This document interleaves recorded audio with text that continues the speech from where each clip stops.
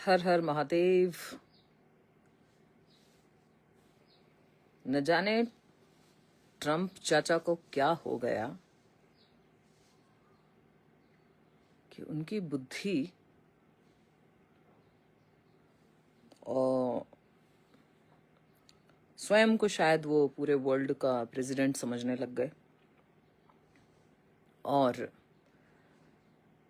जब मैंने पढ़ा कि ट्रम्प ने ऐसा डाला है कि सीज फायर को लेकर के दोनों सहमत हो रहे हैं, क्योंकि उन्होंने रात भर ऐसा कुछ बातचीत किया है, ये सब पढ़ा तो मुझे लगा शायद माननीय मोदी जी ने कहीं ना कहीं ये न्यूज़ में होगा और ये डाला भी होगा। जाके देखा तो मोदी जी का तो कोई स्टेटमेंट नहीं आया था।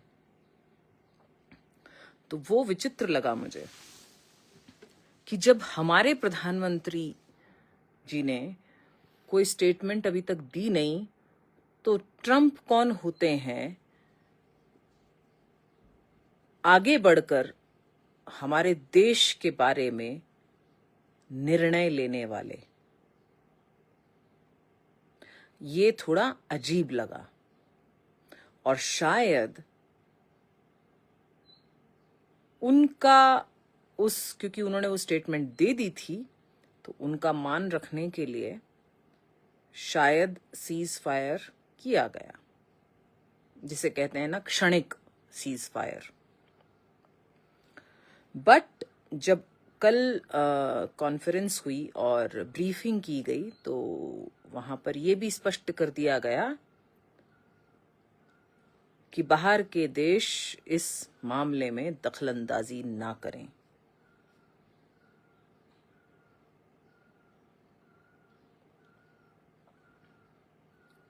बहुत से लोग मोदी जी के लिए बहुत कुछ उल्टा लिख रहे हैं, क्योंकि मौके की तलाश में रहते हैं ना। ये वो बिल में छुपे हुए चूहे हैं कि इनके मुंह से तारीफ नहीं निकलती।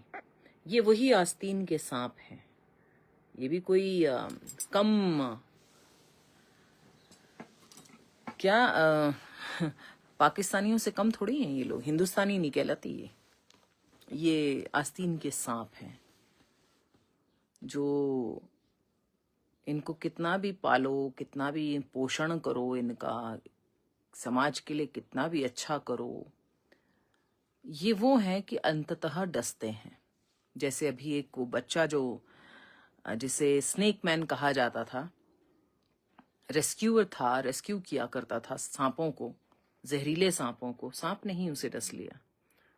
तो सांप कभी किसी के सगे हुए हैं क्या? तो ये हमारे भारत के अंदर कुछ ऐसे ही सांप हैं जो बिलों में छुपकर बैठे हुए हैं, और ये तब नहीं निकलते जब एक्चुअली कुछ अच्छा हो रहा होता है। ये तब निकलते हैं कि जब इनको मौका मिल जाए कि कुछ हम बोलें। मतलब how frustrated they are. Life में खुश नहीं हैं ये लोग, बेचारे दुखी हैं जीवन में। खुद कुछ कर नहीं पाए, दूसरा करता है तो उससे ये बेचारे तकलीफ में रहते हैं। फिर ये वेट करते हैं कि बस, ये इनको कहते हैं सेडिस्ट, नार्सिसिस्टिक पर्सनालिटी। इनसे कोई शादी कर ले व्यक्ति, चाहे ये महिला हो या पुरुष, तो इनसे जो शादी कर ले उसकी तो लाइफ की बज जाए। डोमिनेटिंग पर्सनालिटी, इस तरह के लोग हैं ये। बड़े बड़े लोग जो क्या राफा क्या नाम था उसका, राफा टाफा जो भी था, उसके लिए बड़ी बड़ी आवाजें उठा रहे थे। ऑल आईज ऑन,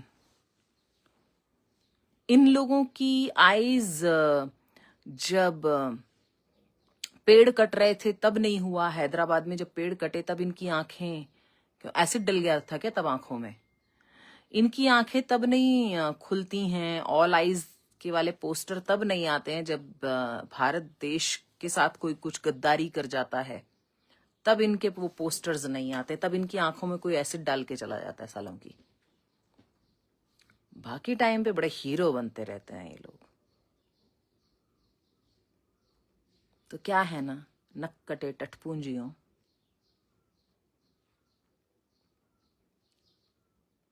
तुम्हारी विष्ठा के कीड़े जितनी है। विष्ठा में जो कीड़ा होता है वो भी किसी काम का होता है। तो अभी एक लड़की का मैं वीडियो कल मेरे सामने आ गया, ऐसा लग रहा था वो इतना ज्यादा बोल रही थी मोदी जी के अगेंस्ट में, और ऐसे लग रहा था जैसे उसे कब्जी हुई पड़ी है बड़े दिनों से। मतलब ऐसे लोगों को लगता है पॉटी नहीं आती, पेट साफ नहीं होता, इसीलिए दिमाग साफ नहीं होता। जब पेट साफ नहीं होगा तो दिमाग साफ नहीं होगा। खाएंगे गंद तो पेट में कब्जी होगी, अब कब्जी होगी तो दिमाग, कब्जी नहीं साफ होगी तो दिमाग चिड़चिड़ा रहेगा। तो ये लोगों को बेसिकली कब्ज होती है।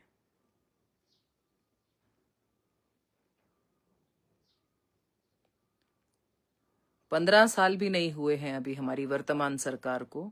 जितना उसने किया है उतना तो कांग्रेस शायद 100 सालों में भी ना कर पाती। अगर थोड़ा बहुत भारत के लिए सोचती तो 100 सालों में भी ना कर पाती। लेकिन उसने भारत के लिए, वो कभी भारत की थी नहीं वो सरकार।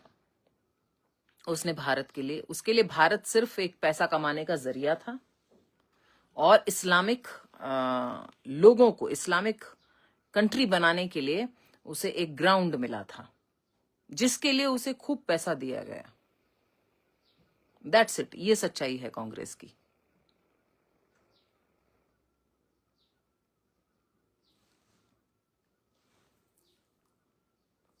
तो अभी जो है, आप जिस समय में आप जी रहे हैं, आज आप बोल पा रहे हैं, आज हमारा हर सनातनी, भारतीयों में तो बहुत सपोले भी हैं, हर सनातनी जो है वो एक दूसरे से जुड़ गया है। चंडीगढ़ में इतना अच्छा ये हुआ कि 3,000 जो हैं वॉलंटियर्स पहुंचे वहां पर, जब ये अनाउंस किया गया कि हमें आपकी सर्विसेज की जरूरत है। इजराइल इतना छोटा सा देश है, सोचिए हर व्यक्ति अपने देश को लेकर के कट्टर है, और ये हमारे देश में सपोले पल रहे हैं।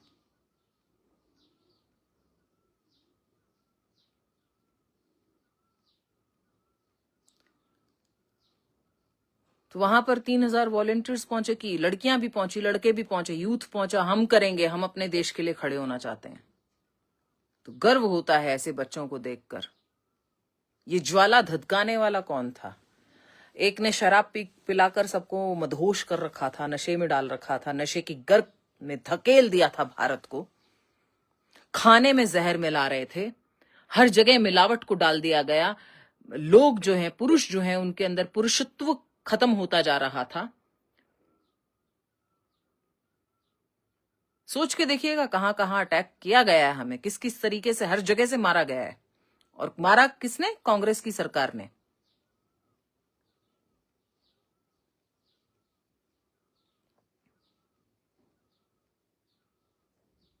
खाने में, हमारे हमारे घर तक जो बाहर से पैक्ड फूड पहुंचता है, उसके अंदर ऐसी ऐसी चीजों को मिलाया गया ताकि हमें बीमारियां पैदा हों, हम डॉक्टर्स के चक्कर लगाते रहें, हम संतानें ना पैदा कर पाए, हिंदू जो है वो संतान पैदा ना कर पाए, बीमारियां हो जाएं, उसे जल्दी मरे, जल्दी खपे, ताकि वो लोग कब्जा कर सकें भारत। हर तरह से तो अटैक किया गया, लड़कियों को बरगलाया गया, जिहाद हर तरह से छिड़ा गया। गली गली में इनके सपोले घूमते हैं।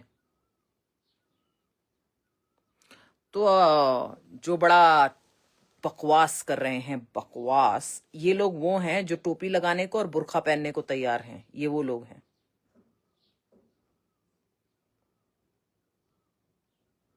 इनको धर्म से कोई लेना देना नहीं। इनका धर्म पैसा है, पावर है।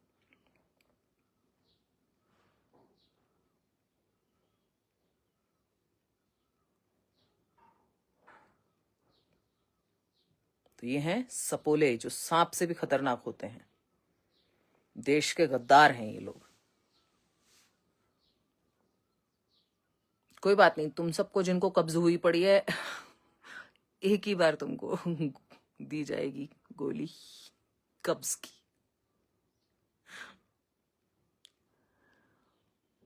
तो भैया हमारा देश है, हमारे देश में हमें दूसरों की दखलंदाजी नहीं चाहिए। हमें भी पता है कि हमें क्या करना है। कश्मीर के ऊपर ट्रंप चाचा जो हैं वो कुछ सुलह करवाना चाहते थे, तो मोदी जी ने साफ कह दिया कश्मीर पर कोई बातचीत नहीं होगी, बात पीओके की है।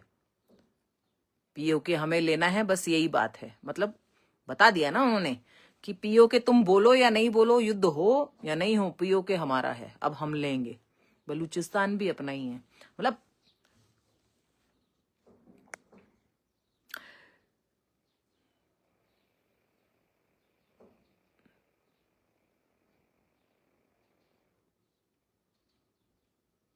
तो हमें अभी अभी किसी ने पोस्ट एक डाली थी, अहिंसा परमो धर्मा। जैसे ही हिंदू अगर कुछ करने लगे तो अहिंसा याद दिलाते हैं, अहिंसा।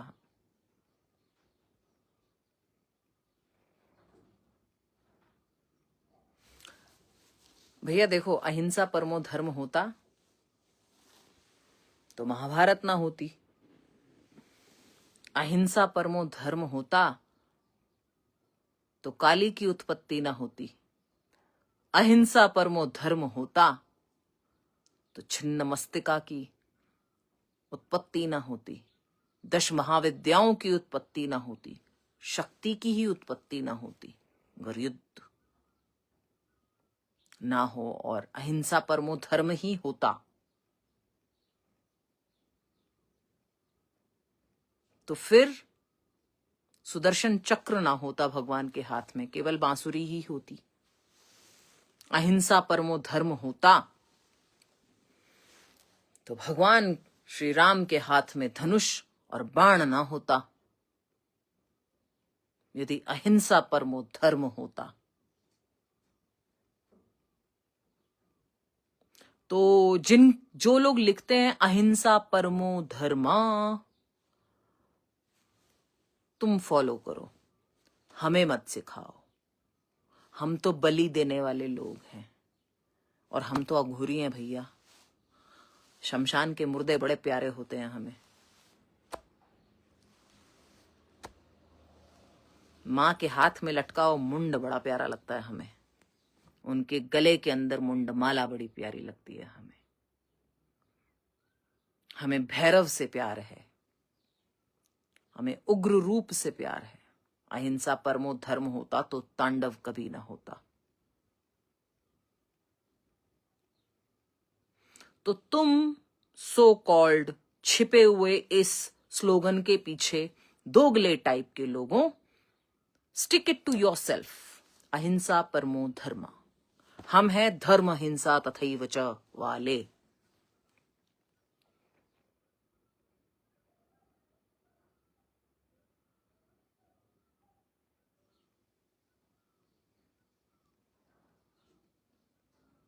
ठीक है, तो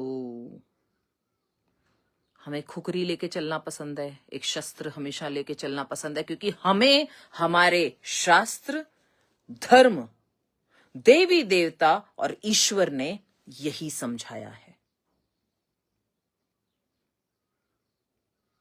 तो जो हमें समझाया है वही हम करते हैं और वही करेंगे। तुम हमें छेड़ो मत, हम तुम्हें छेड़ेंगे नहीं। तुम हमें छेड़ोगे, हम तुम्हें छोड़ेंगे नहीं। अगर ये सिंपल सी बात तुम्हारे घेटे जैसे भेजे में, जिसमें गोबर भरा है या सुअर का मांस भरा है, पता नहीं, घुस जाए ये बात, तो तुम्हारे लिए अच्छा है। वीर भोग्य वसुंधरा कहा गया है। अगर अहिंसा परमो धर्म होता तो युगों से चलने वाली ये लड़ाइयां कभी ना होती। अपने घर में तो तुम अहिंसा परमो धर्म संभाल नहीं पाते हो और समझा नहीं पाते हो, दुनिया में उपदेश देने निकल जाते हो। अरे वाह रे दोगलो, तुम्हारे घर में तो अहिंसा परमो धर्म होता नहीं, मुंह से गालियां और हाथ लात घुसे चप्पल सब चलते हैं।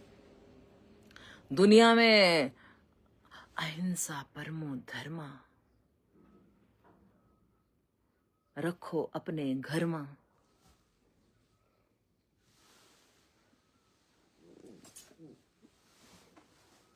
भगवत गीता ना पढ़ने के लिए नहीं है, जीवन में उतारने के लिए है। ठीक है, तो जीवन में उतारिए। एक शस्त्र रखिए अपने पास। यदि एक हाथ में भगवत गीता है और दूसरे में शस्त्र नहीं है तो बेवकूफ हो। फिर उसको बोलते एक हाथ में भगवत गीता रख के अहिंसा परमो धर्म बोलोगे तो तुमसे बड़ा बेवकूफ कोई नहीं है।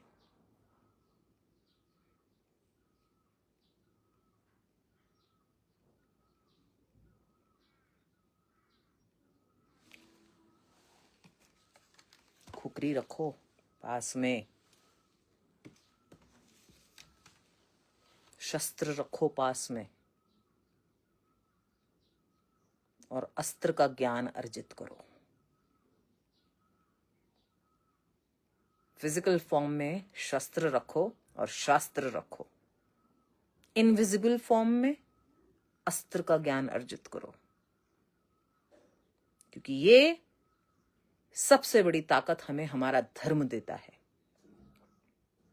जब ये पंथ मंथ पैदा भी नहीं हुए थे ना, अनादिकाल से हमारे ऋषि मुनि हमें सिखा करके गए हैं, अस्त्र और शस्त्र दोनों की शक्ति बता करके गए हैं। तो इसका ज्ञान अर्जित करो कि जब शस्त्र ना चले तो अस्त्र का प्रयोग कैसे करें। ये ट्रंप चाचा सठी आ गए हैं, लीव हिम बिहाइंड। मैं तो सोचती थी हमारे भारत, मतलब दोगलापन कर रहा है ये आदमी।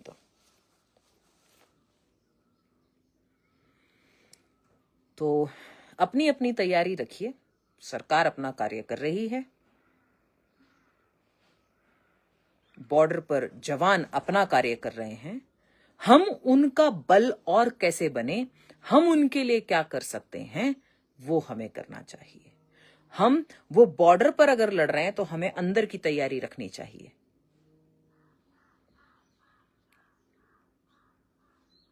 भीतर भी बहुत कुछ है, भीतर से तैयार रहो। भीतर से जब तैयार होगे तो देश के जो जवान हैं, जो बॉर्डर पर जवान हैं तैनात, उन्हें भी बल मिलेगा। आज वो हमारे लिए लड़ रहे हैं, कल हमें भी उनके लिए लड़ने की शक्ति प्राप्त हो, ऐसी भावना रखनी चाहिए। देश हमारा है, मट्टी हमारी है, मां हमारी है, धरती हमारी है,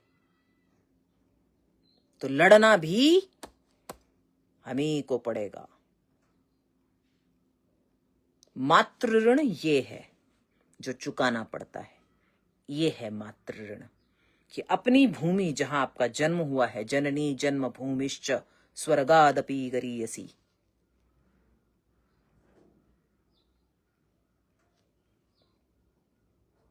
अंदर से मजबूत हो जाओ, बाहर से तो अपने आप ही मजबूत हो जाओगे। अंदर से वीक रहे तो बाहर से भी कुछ नहीं कर पाओगे। यहां से जिगरा पैदा करो, जिगर।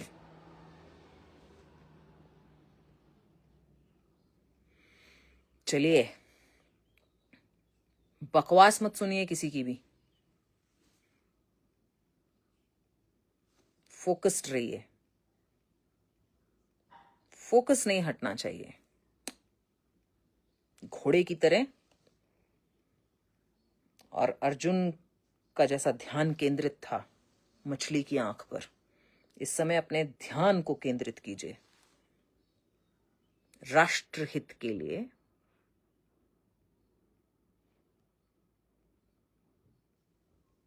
मजबूत बनिए, अंदर से बाहर से।